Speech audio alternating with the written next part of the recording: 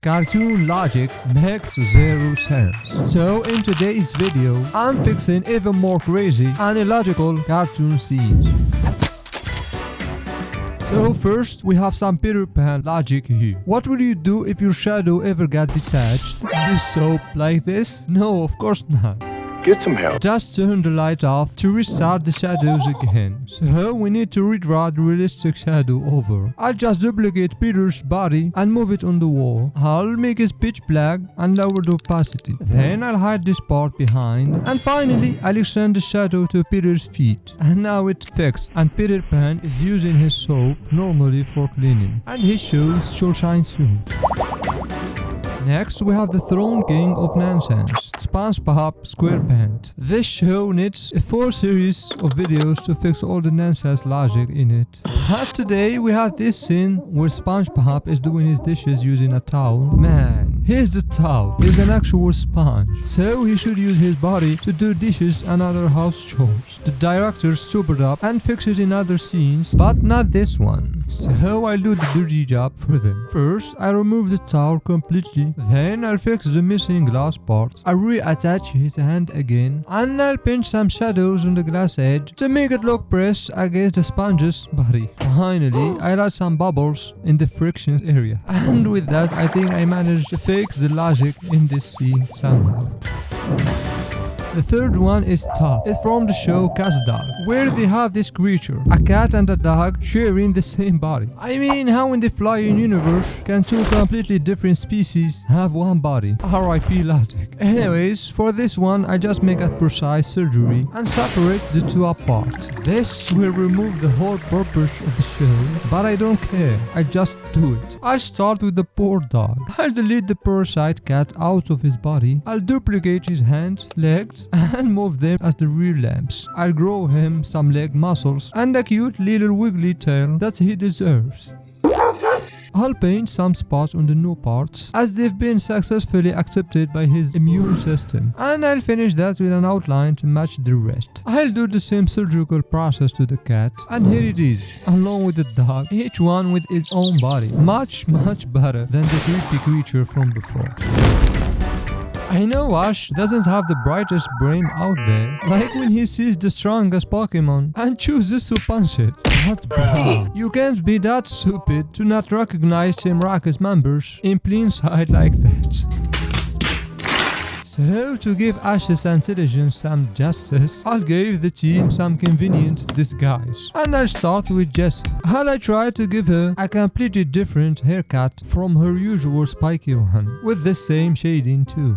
And make her wear an old lady face mask. And I'll complete her disguise with a silver hair dye. For James, I'll give him a big eyeglasses, a matching headband, and of course a new spiky haircut to make him look totally different. I'll dye his new hair with the most believable blonde color you'll ever see in a cartoon. Maybe you can justify us being deceived with those modifications now, right?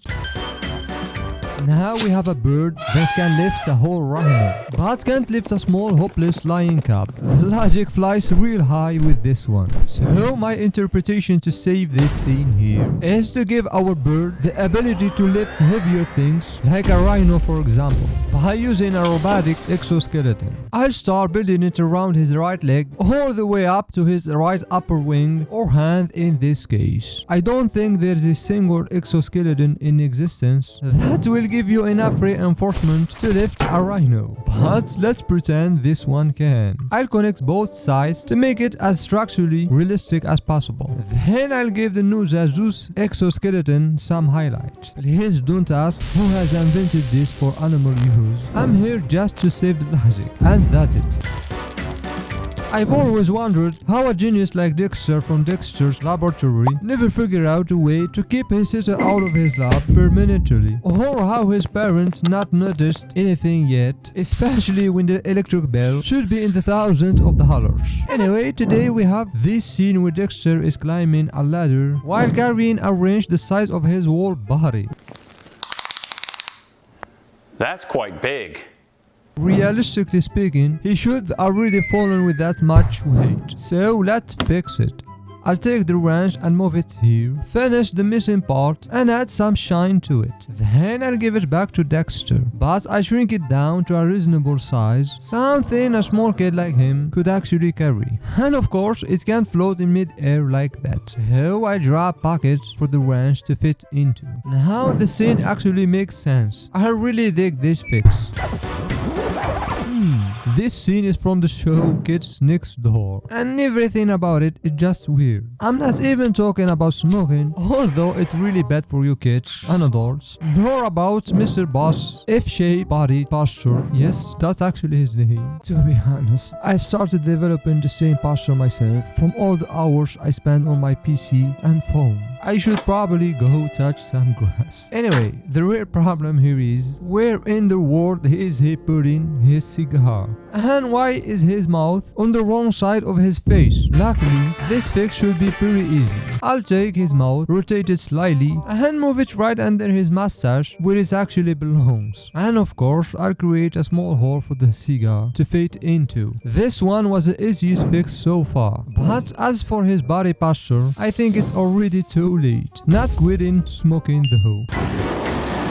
Now we have a kid who travels to outer space with absolutely no protection, no helmet, no spacesuit, and somehow comes back alive to tell the story. I don't think I need to explain why that would be impossible in real life. He'd basically turn into a cooked piece of meat inside a giant microwave. So in order to fix this nonsense, I'll digitally chop the dog's head off and move it behind Jimmy Neutron's massive peanut head. Then I'll add a protective glass shield to the DIY spaceship and even double it for extra insulation. I'll also add some mirror support to hold the glass in place and extend it across the whole thing. Now he can go wherever he wants with that gigantic head of his and come back in one piece to tell his adventures. Have you ever seen a man surfing using what appears to be a flying fish? Yes, that's Aquaman pulling off some Minecraft level physics that makes absolutely no sense. So let's pour a bit of logic into this scene. First, I'll free the poor fish from Aquaman's cruelty, which of course will make him fall straight into the water. But don't worry, I'll borrow a dolphin from another scene that actually makes a little more sense and place it right under our Aquaman legs. I'll bring his foot forward, but obviously he can't ride the dolphin in a cowboy position like that. So I draw a big leash for Aquaman to properly lead the poor animal. I still feel like there's a bit of animal abuse left in this scene, but hey, it's still better than a grown man in a weird costume riding flying fish.